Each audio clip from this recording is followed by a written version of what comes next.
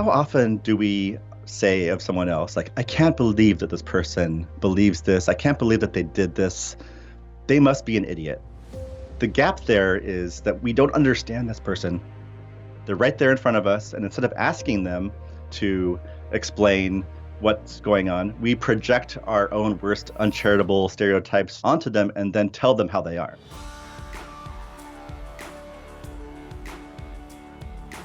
Hi everyone, welcome back. I'm Michael Sandler, your host on Inspire Nation. If you've ever struggled with arguments or disagreements, then do we have the Why Are We Yelling show for you. Today I'll be talking with Buster Benson, entrepreneur, former product leader at Amazon, Twitter, Slack, and Patreon, the CEO of 750words.com, and the author of a fun and fantastic look at disagreements, Why Are We Yelling? And that's just what I want to talk with him about today, about why in the world are we yelling and the art of productive disagreement. So welcome to the show, Buster. Are you ready to shine? I am, absolutely. Woohoo! All right, before we dive right into things, why'd you go from Silicon Valley to the art of disagreements? Well, the gap is not that wide, apparently. So my whole career has been about arguing and disagreement and bringing people together to be productive in the context of work. And I wanted to bring that skill set to the rest of my life, where it seemed even more important. My relationships, my relationship to the country, my friendships, and all that stuff. So that's the gap that I stepped over. It was about 3 inches wide. So you've been juggling disagreements, and you call it a gift. So if a disagreement comes up, maybe you're with a team and a disagreement comes up, do you go, aha, this is the good stuff? Absolutely. Yeah. I get excited now when I have an opportunity to disagree about something, because it means that there's a nugget of insight or connection or enjoyment there that I haven't seen before. And I'm looking forward to it. Why do you call the art of productive disagreement your new superpower? Well, so if you think of the world and how much of the world we sort of avoid because we're afraid of getting into disagreements, afraid of addressing conflict, so much of the world gets closed off to us. And if you think about the art of opening up all those disagreements and seeing what's inside, so much of the world becomes open to us. It becomes a much bigger world where we can now think about more topics. We can have relationships with more people. We can just do so much. And so everything that you do here, even if you get 1% better, will translate into improvements in all your other skills, all your other areas of life. And that makes sense to me, because if we have a smoldering disagreement, well, you're never going to be able to figure things out. And if you hide things, sweep things under the carpet, then you're in real trouble. Yeah. I mean, that's what we do, oftentimes out of necessity, because we're tired, we're anxious, we're frustrated. And so we do it. But we don't have to do it for everything. Excellent. So let's talk about a few common misconceptions. And I think we've actually addressed this on some level, but arguments are bad. Yeah, they're not bad. I think so. I think we understand this rationally, but we don't understand it emotionally. When we think about potential disagreements in our day, we don't get really excited for the most part. But I want to shift that thinking a little bit to don't think about them all as bad. Think about unproductive disagreements as not necessary, and productive ones as really exciting. And so now you don't have to dismiss the entire genre. So then I don't want to pull us too far off track, but what is a productive disagreement? Yes. So this is a great question, because we're oftentimes told that a disagreement's purpose isn't to change people's minds, but we're not told what the purpose is then. What should they be for?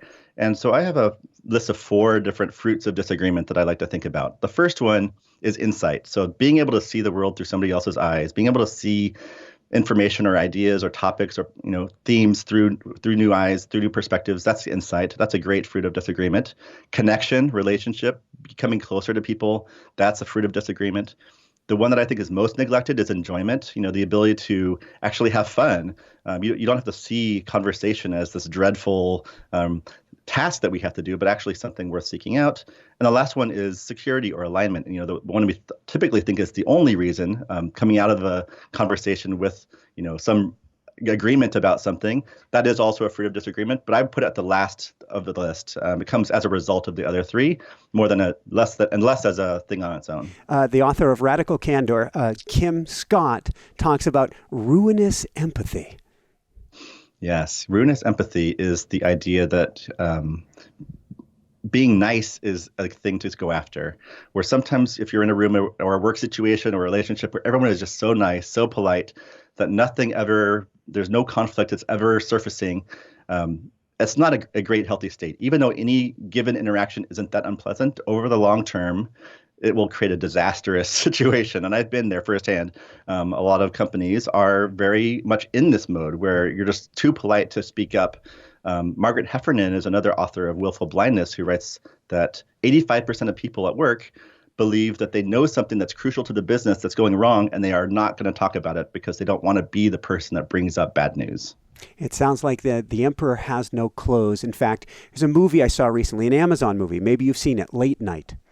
I haven't seen it, no. It's a female star who is the equivalent of a David Letterman, Late Night, and none of her team, her comedy writers, will tell her that the show stinks and that everything they're doing is wrong. Instead, they've become, out of fear, yes, of fear of disagreement, as the show is now on a downward plummet into an abyss.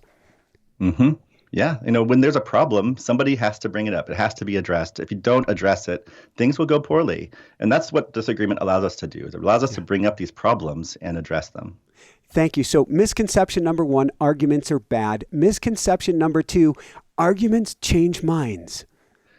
Yeah. We oftentimes think that we can if we just produce enough evidence and information, that the other person is going to be like, all right, you're right. Okay, I believe your side now. And time after time again, we know that this isn't true, both from the academic world and studies and research that's been done and personal experience. We all know that this doesn't happen. So why do we keep expecting it to happen? That's a recipe for frustration and anxiety to think something's going to happen that won't. Instead, we can think about what are ways that this relationship can change. What are ways that my mind can change about stuff? Not to necessarily switch to the other side, but to see it from a bigger perspective, to see how multiple perspectives can coexist together, and all that kind of stuff. Where our minds are the ones that are in our control, and those are the ones we should be the most worried about. Thank you. So misconception number 2 was arguments change mind. Misconception number 3, arguments end. Oh, yeah. They don't end, do they? This book really started off with an open question on Facebook, in fact, where I said, everyone in a relationship that's been going on for a while, what are the common arguments you have and how long you've been having them? I just got this huge laundry list, hundreds of arguments that have been going on for years. There's no hope of these things ever being resolved. And we think that any one conversation is going to end it once and for all. It's just not the case. What does it take to dial down our nervous system, though, to actually get into a conflict of the hands without becoming a conflict of slug it out?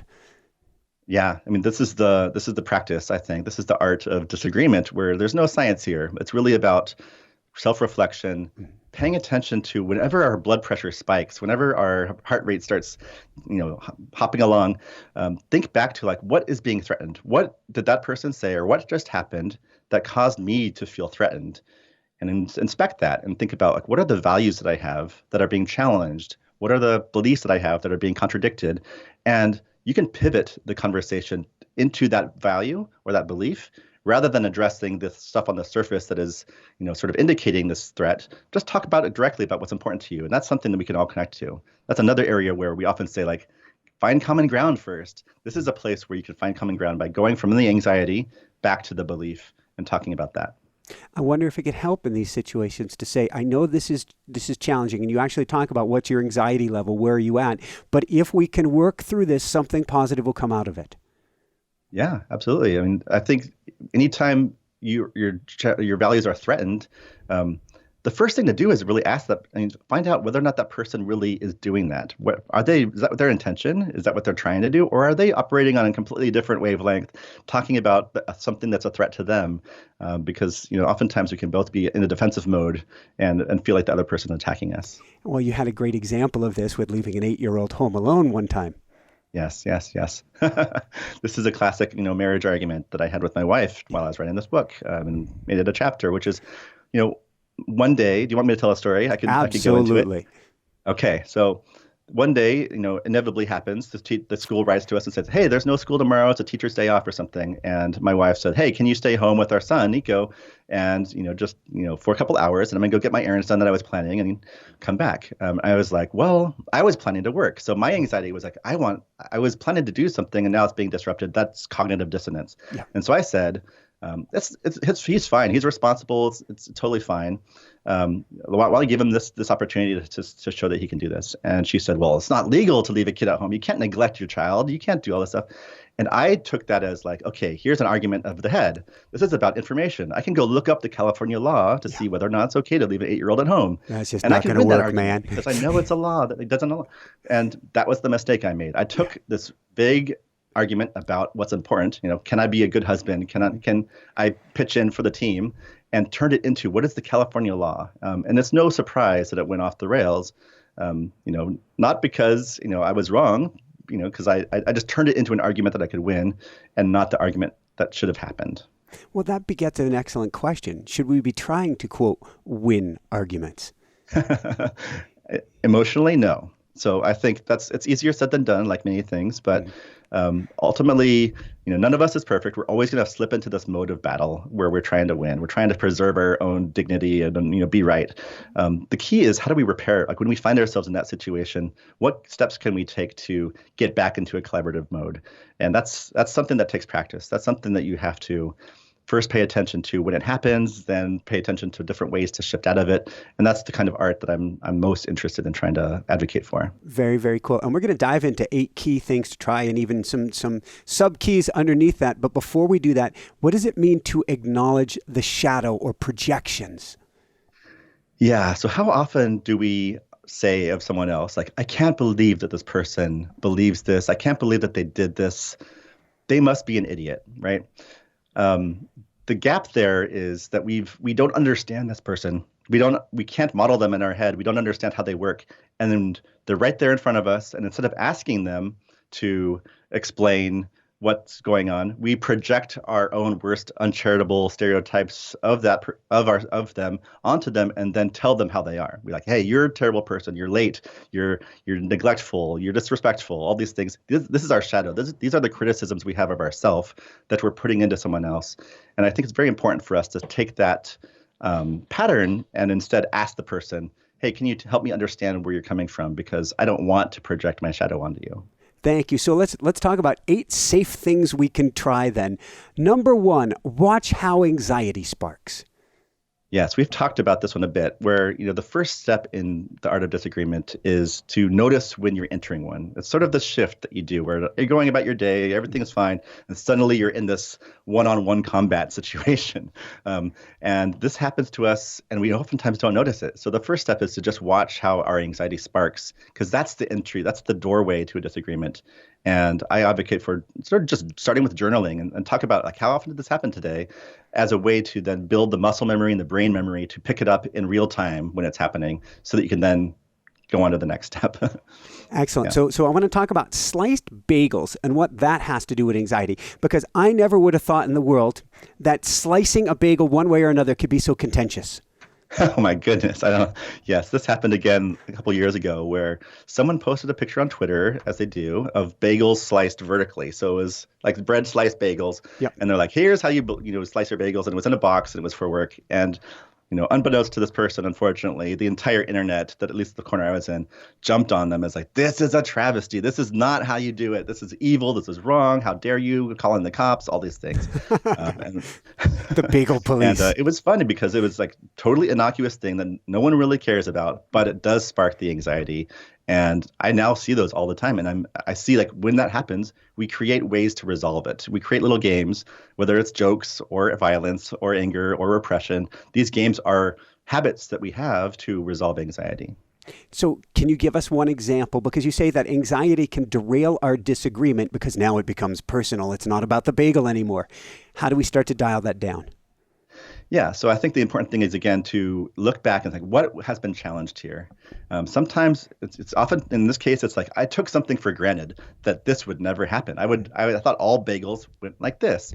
And that was disrupted, and it created cognitive dissonance in me. And so I have to challenge it, even though that belief was just there by default. And so we have to think about if we go back, okay, is it okay to slice bagels other ways? Do I have a personal belief that's really rooted here? No. Okay, I don't have to feel threatened. There is no threat. I can move on. Sometimes that's not the case, and you can find something that's very personally threatening, and you can also, look into that as well. Very good. So let's go to the number 2 thing to try. Talk to your internal voices. Yes, I love this one. It comes from some cognitive behavioral psychology and therapy, some things called like internal family systems. This is a whole interesting branch of psychology where instead of thinking of ourselves as a single mind with a single train of thought, we have multiple minds. And so I sort of teased this apart, tried to make it more approachable, and said that we have four voices in our heads. One of them is the voice of power. So the voice of power is about like some cognitive dissonance happens. I'm just going to smash it down. Go to your room. It's over. Discussion over. And we do that all the time. This is just, goes back a long way. This is might is right. Voice number 2 is the voice of reason. This is the one that we often try to resort to as like, this is the right way to do it. This is a civil disagreement. But it turns out that this voice of reason is appealing to an authority that the other person may or may not also appeal to. And this applies to all kinds of disagreements where we think that appealing to, what experts say is the right thing to do when they might not respect the same experts. Voice number 3 is the voice of avoidance. And this is what happens when we've tried power, we've tried reason, neither of them work. And we're just like, I give up. I'm done. I'm just going to shut this off and not address it anymore. I'm better than this. I'm going away. And this is effective because the other two aren't working, but it's not effective in the sense of like the problems don't get addressed. And as I looked into this, I realized this is the voice that is really gripping us today in the world. Like we're no longer arguing, we're ranting, we're yelling, but we're not actually engaging the opposition in debate or discussion, and we're avoiding it. So this is the one I worry the most about, but it does point us in the right direction, which is that away from the other two. And I think the fourth voice is the solution here, which is the voice of possibility. When you feel stuck, instead of shutting down, instead of overpowering them, instead of appealing to an authority that only you respect, ask yourself what you're missing. Ask the person, what am I missing about you? What is it about us that's happening right now that feels stuck, and why can't we get out of it? What other ideas can we come up with to get out of this stuck situation? And that's about looking for new options. Let's talk about our internal voices, and what's the importance of self-talk? Yeah, this is an interesting one. This can go deep, right? So there's a lot of books about the importance of self-talk and how important it is for us to not only, this is again about projecting the shadow, where the way that we talk to ourselves is also the way we talk to other people. And if we're mean to ourselves, we're mean to other people. And if we're mean to other people, we're also mean to ourselves. It goes both ways. So I think the importance of self-talk is recognizing that the voices in our heads are not us, right? And we can talk back to them. We can ask them questions. What are you doing why are you yelling at me? Internally, where did this voice come from? When was it formed? What is it trying to protect? Can I dismiss it? Can I say like, hey, thank you for your service, mean authoritarian voice in my head. I no longer need you to yell at me about being a kid because I'm no longer a kid. So this is an interesting way. I use journaling for this all the time, where I just create names for all the different voices in my head and let them hash it out. And it's funner than it seems. So let's go to the number 3 thing that we can try, developing an honest, I'll put that in quotes, honest bias. Yes, and this was a part of the genesis of the book. I wrote an article called The Cognitive Bias Cheat Sheet because I didn't understand cognitive biases. There are too many of them, too many names, didn't make any sense. They weren't organized correctly. And so I month and a half, putting together my own sort of framework for it to help me understand it better. And my unique approach to it is that we shouldn't try to become less biased, because becoming less biased actually triggers yet another bias, which is bias blind spot. Whenever we try to do something, our biases will help us prove to ourselves that we're succeeding in it. And so if we try to be less biased, we will stop seeing any information about how biased we are. Instead, I like to approach it more like a maintenance mode. Developing honest bias to me is about admitting you're biased, recognizing that it's happening, and looking to repair the damage caused by it without necessarily changing the way that you are. So if you accidentally caused problems by neglecting information or undervaluing important people or undervaluing important ideas, go and fix that. One at a time, the same way that you would make your bed every day, instead of saying like, I'm going to make my bed once and for all, like I'm just going to continue to fix the damage I cause. And that way your brain will switch into looking for the cause, looking for the damage you're causing so that you can. So, and we're looking at wanting to look at our biases then and say, am I staying in a beginner's mind and continually? It's actually an exercise I have people doing for the new year right now, having to do with Whitney Johnson's book, Disrupt Yourself, is I'm having them do a 3-column spreadsheet where the first column is put down your assumptions. The second say, is that absolutely true? And third is find a way to disrupt it. Find a way to say, what if I do the opposite of it? What will that look like for me? I love that. Yeah, absolutely. You got to challenge your own beliefs. The only way to be smarter tomorrow is by realizing how you're missing something today. So I think this is another really important criteria. Like we know that we have to grow, we have to learn, and might as well do that today instead of holding off. Woohoo! All right, We've got number 4. Speak for yourself. Yeah, this is a good one in terms of ways that disagreements go off the rails, where we oftentimes put words in other people's mouths. Mm-hmm. If you find yourself putting words in somebody else's mouth, oftentimes because they're not in the room, invite them into the room. Go find someone that can speak for themselves, bring them into the room, and then invite them to speak for themselves and speak for yourself. Thank you. So let's go to number 5. I love this one. Ask questions that invite surprising answers. Yes, I think this is one of the ones that is the most actionable out of the gate. If you're trying to have a productive disagreement today or tomorrow, the easiest thing you can do is to write on the back of your hand a couple of these questions that are in the chapter in terms of like ways when you're feeling that initial spark, like I'm already like feeling tense about this and I'm going to start like railing on them soon. You can, instead of saying like, oh my gosh, you're so wrong, I can't believe you. Instead of doing that, ask them like, what do people like me oftentimes mistake about people like you, like about this position? What am I missing that that you can tell me? How can I help you feel heard on what you're really trying to say?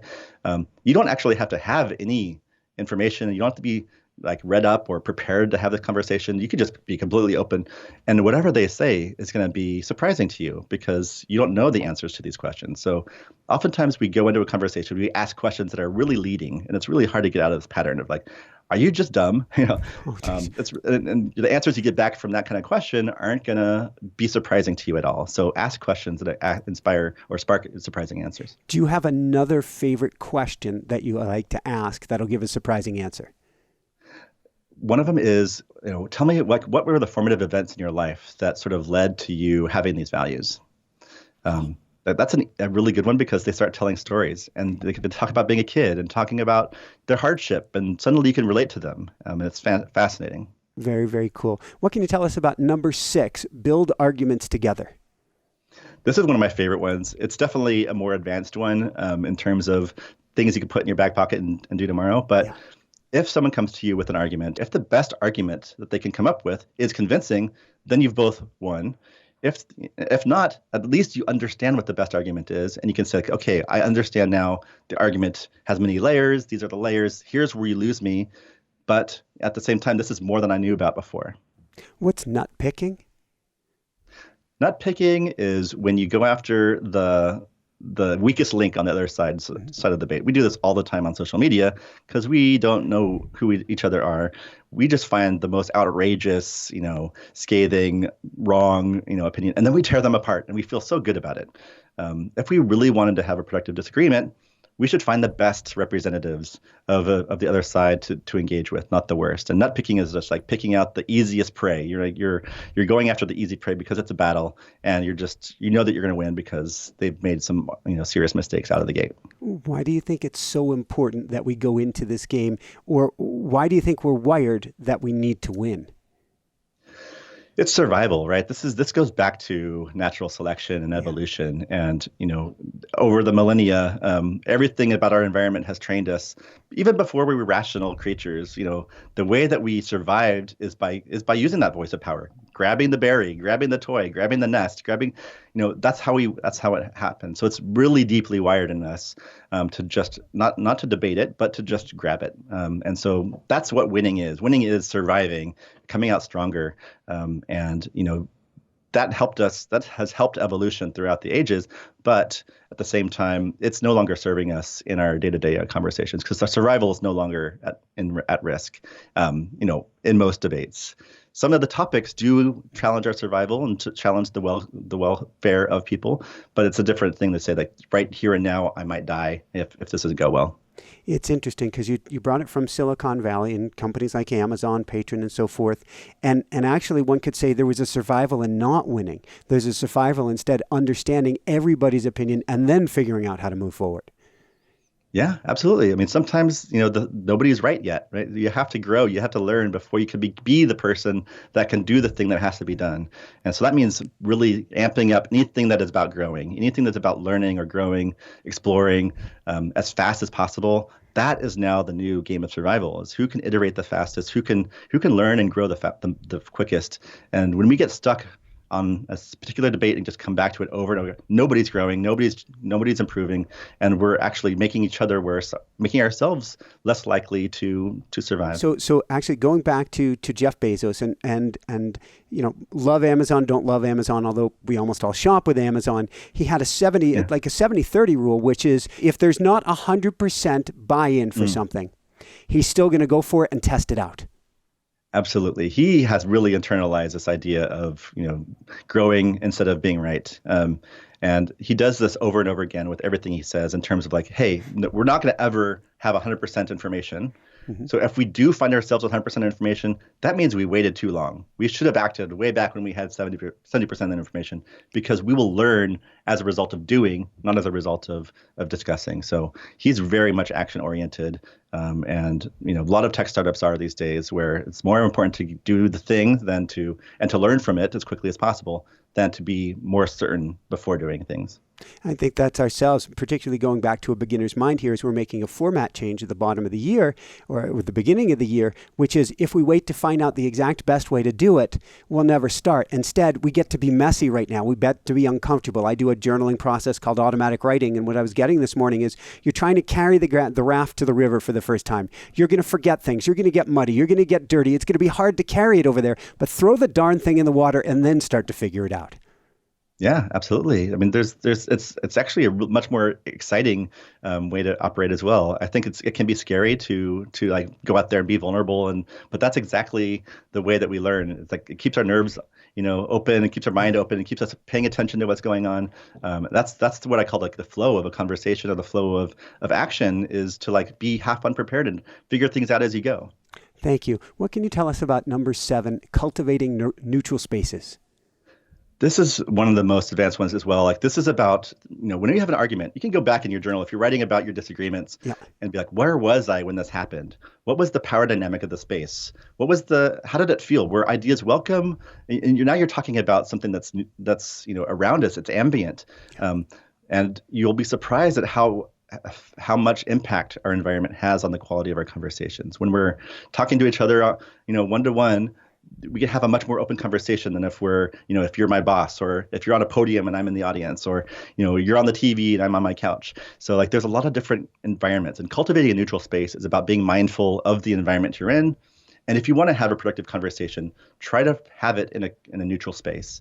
And you can do that first by like going to one. But I think ultimately it's about creating these neutral spaces where disagreements can happen, welcoming ideas, welcoming people to the table to have disagreements, and building that culture of disagreement that's healthy over time. So if you need to have a disagreement with your wife, is there a neutral space that you like to have it in? We do it a lot on date night, so we're often like having dinner. So I think having food around, you're facing each other. You've got a drink, in public. You've got some food. Huh? You're in public. In public, yes, absolutely. And all these things are long ago. Like they bring to mind getting along. They bring to mind being patient. They bring to mind being open, and use these props to your advantage as best you can. And other things that work are going on a walk. You could also, like, anytime you're facing the same direction, like go on a walk and sit on a bench and have a conversation. That's like a beautiful way to have a disagreement. I think the dinner table is great as well. But there's infinite numbers of things, going around a campfire, going on a hike, all those kinds of things. Here's one where I found is actually a challenging situation, and people may not realize it. Love your take on it. Driving down the road, because the driver inherently is in a little bit of a fight or flight if they're paying any attention. And then if you go to have a serious topic, it could go off the rails quickly. Yeah, you're definitely, that is a harder one. I wouldn't recommend it on the drive unless it's a very like long and open road. Yeah. Because driving creates anxiety and tenseness in itself, and sometimes you're only half your mind is in the conversation at the same time. So yeah, that wouldn't be ideal. So are there other ways we can look and check in with ourselves to see if we've brought our whole mind? For instance, if we're exhausted, we have half a mind or less. If we're stressed out, we have less than half a mind. Is there almost like a checklist we could use to say, am I in a good, neutral-ish, compassionate place to have this discussion right now? Yeah. I think that's again comes back to like the anxiety. Like, are you feeling like, do you feel like you're going to be easily provoked in at the moment, and that can be caused by many things, whether it's like not getting enough sleep the night before, having a newborn, working too hard, not exercising enough. All these things can cause this, like, our bodies to be less sort of resilient to anxiety. And so yeah, if that's happening, I think it's important to first attend to that. Get some sleep, drink a glass of water, go to the gym, do things to take care of yourself first, and then come back to the conversation. Beautiful, beautiful. I love this one. Number 8, accept reality, then participate in it. Yes, this is my call to action in terms of let's not be conflict avoidant anymore as a culture. Let's get our hands dirty and be the catalysts for a more productive debate ourselves. That means going in, being vulnerable. It means being admitting that we're complicit in the problems. It means accepting that reality isn't perfect and that it's going to be hard and a long road. All these things are about getting in the game instead of watching and critiquing from the outside. If we bring this back full circle, and we're talking about the art of productive disagreement here, and the gift of disagreement. Is there a light that goes off in your mind when an argument or a disagreement takes place that says, oh, this is the good stuff? Absolutely. I mean, I think anytime I've come to, habitually feel that when my anxiety sparks, that there's something interesting happening. And if I have the energy and the time and the resources to go look at it, that could be an adventure. To me, the question that I ask myself is, what am I missing?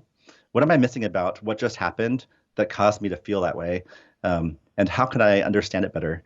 And so oftentimes it's about me understanding my own anxiety about it, as much as it is about engaging another person, but being curious about them as a way to resolve that. Ooh, that's interesting. I like that. Bringing that back full circle to leaving your 8-year-old son at home alone. If you ask, what is the piece that I'm missing? It's that you've got a mama bear on your hands. Yeah. And am I being a good partner? Is this about me being, and am I contributing as much as I should be? All these things, like as soon as I asked that question, I was like, oh my gosh, I really do believe I'm a good parent and a good husband, but am I acting like one right now? And I wasn't. So that was what I was missing in that case. So speaking about being a good parent and good husband, what have you been teaching your kids about productive disagreements? Oh man, you can ask them. I think the best thing I could teach my kids about having productive disagreement is to give voice, to speak for yourself, to talk about your emotions, to talk about how you're feeling, to not hide from. And the hardest thing for each of my kids is different. My older kid, he will just be in a terrible mood. And it's not until I'm putting him to bed and reading to him, I'm like, what really happened today, Nico? And he's like, oh, so-and-so said something mean to me at school. I'm like, oh, okay, that's what this was all about. Like, this was all about you ruminating on this thing that happened hours ago, and it sort of came out in the family dynamic. So being able to have those conversations and say, hey, it's okay for you to tell us about these things. It's okay if you don't know what's happening. If you feel scared, we got your back. We love you. You can be yourself. That's a kind of example I want to be for my children. Awesome. You mentioned something interesting in there, which triggered a thought having to do with introverts or people who may have been squashed as a child and learned it's safer to be quiet, or it's dangerous to speak. Any suggestions for them, which is probably half of us? Yeah, I mean, I think it's probably, even more than half of it. I think all of us do this to some extent. I think the important thing to realize is that disagreement is a skill.